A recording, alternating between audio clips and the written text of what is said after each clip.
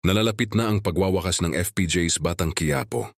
Kumpirmadong totoo ayon sa source, usap-usapan ngayon online ang tungkol sa nalalapit na pagtatapos ng top rating kapamilya action drama series na FPJ's Batang Quiapo ni Coco Martin.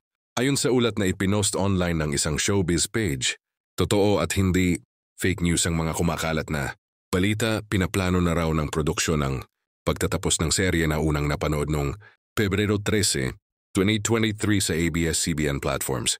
Kasalukuyan itong umere sa Kapamilya Channel A2Z on TV5. Ang Batang Quiapo na gawa ng ABS-CBN Studios, Dreamscape Entertainment at CCM Film Productions ay isa sa mga pinakamatagumpay na teleserye sa kasaysayan ng Kapamilya Network.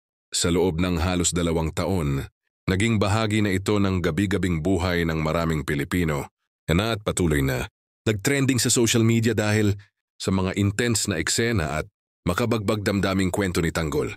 Maraming netizens ang nagpahayag ng panghihinayang sa nalalapit na pagtatapos ng serye, habang ang iba naman ay umaasang magbabalik si Coco Martin sa isa na namang malakas na proyekto pagkatapos nito. Bagamat wala pang opisyal na petsa ng finale, siguradong isang makasaysayan at emosyonal na pagtatapos ang dapat abangan ng mga manunood sa FPJ's Batang Quiapo. Una nang sinabi ni Coco sa interview na magkakaroon siya ng 2 pelikula sa susunod na taon, kaya hindi malabong totoo ang balita dahil magiging busy ang schedule ng aktor dahil dito.